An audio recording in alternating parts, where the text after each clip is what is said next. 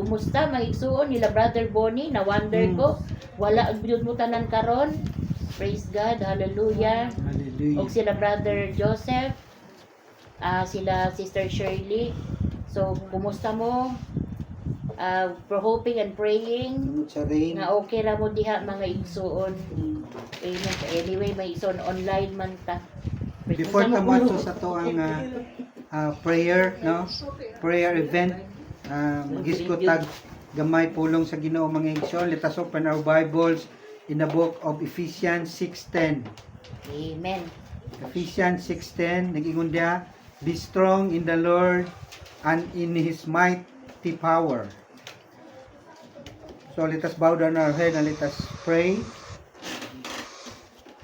Our loving and caring Father God, thank you for this moment. Thank you, Lord, for your protection, for your guidance, for your provision.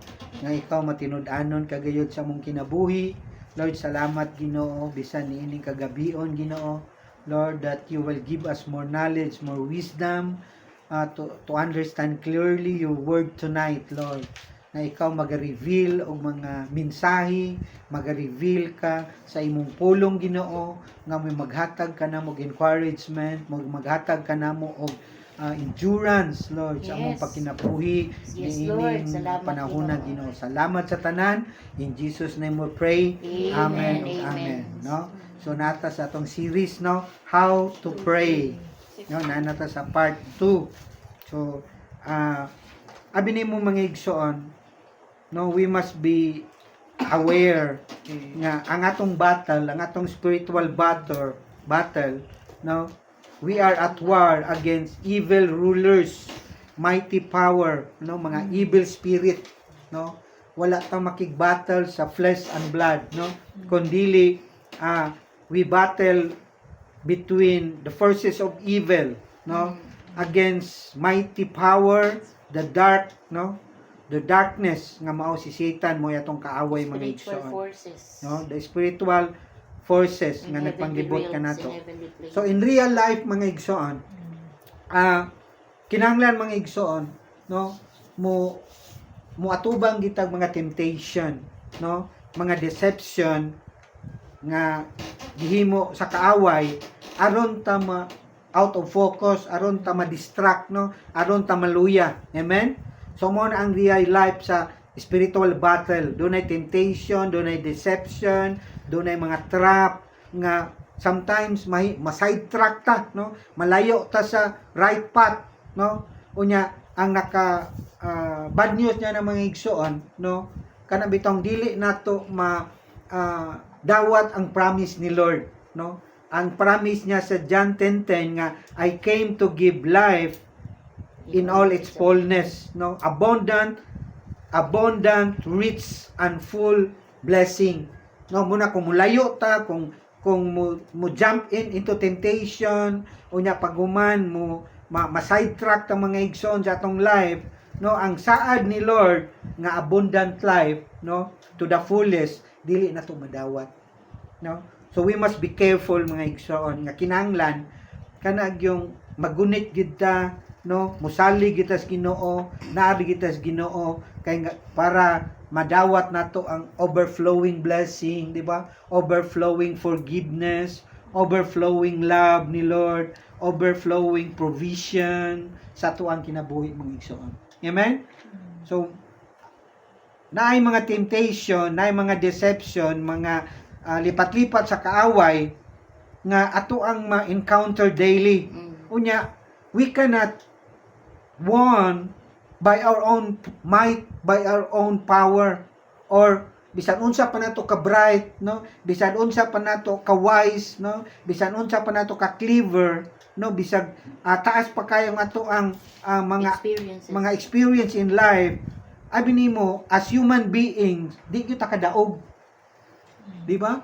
Kay spiritual battle man labi na nga hapit na gyud mobalik ang Ginoo, na daghang signs mga igsoon nga hapit na gyud si Lord mobalik nya. Dili ta kadaog pinaagi sa tong kaugalingon nga might, dili ta kadaog pinaagi sa kaugalingon natong power, no, we cannot win. Bisag unsa pa ta ka intellectual, no? Di ta kadaog mga igsoon. So mao ni nga passage nga gipadayag sa Ginoo karong kagabion. Ingon dia, be strong in the Lord and in his mighty power, no?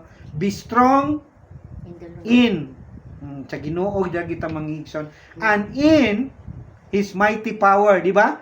Ang in diha mga igsoon importante na agyoy Ginoo sa tuwang kinabuhi. Unsa may simple definition na mga igsoon nga to be strong in the Lord sa inyo ha? Unsa may inyong nasabtan anang to be strong in the Lord nga magsigi mo og treadmill? Unsa man? To be strong in the Lord. Unsa may inyong sabtan? Mag-jogging mo para strong mo ni Lord? Unsa may inyong idea kanang to be strong in the Lord? Kay ngano di ta kadaog kung wala tay strength gikan sa Ginoo. Mubitaw usay na ay mga situation, top situation, na ay mga circumstances nga usahay mo we encounter no sa atong life. Unya kung dili ta strong, no? Kung dili ta kanang di ta lig-on mga igsoon, makuan kita, no?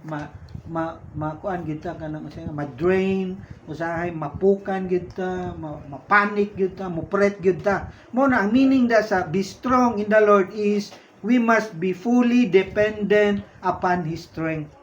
Bisag unsang situation, di ba kay it is not by our strength, by our might, by our power we can overcome the battle nga to ang encounters ato ang life, kay kani spiritual battle ni siya.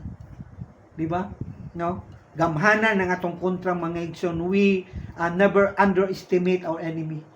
So di na ta makadaog bisag unsa pa atong buhaton. Ang ato lang gyud we must be fully dependent upon God's strength.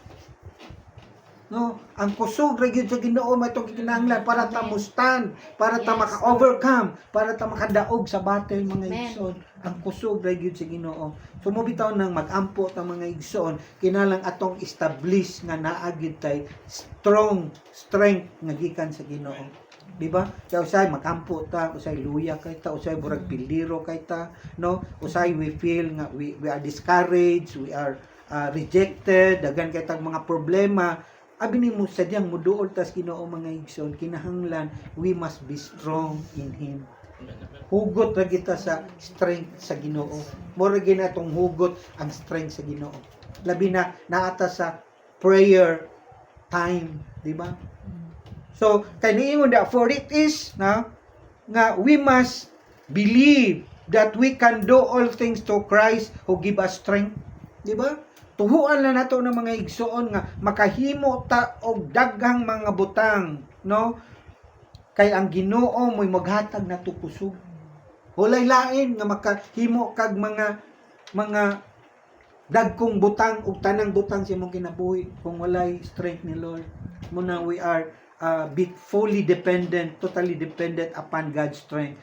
For it is not by might nor by power, but my spirit, says the Lord. No, ang yang espiritu mo yatong hugot, mo yato ang armor, mo yato ang shield, mo yato ang kanang mo na yato ang armas, weapon para kita mga madaogon mga igsoon.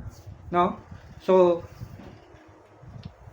nagingon da katapusan mga igsoon si Ginoong Hesus, if you remain in me and my words remain in you, you may ask for anything you want and it will be granted. So naara kita sa Ginoo hugot mga igsoon, magsalig ra kita sa Ginoo kung unsa problema, mga temptation, di ba, mga trials, mga testing, mga suffering, whatever mga igsoon, kung magpabilin ta ni Kristo unya ang pulong naa nato bisag unsa atong pangayoon iyahang ihatag. Amen.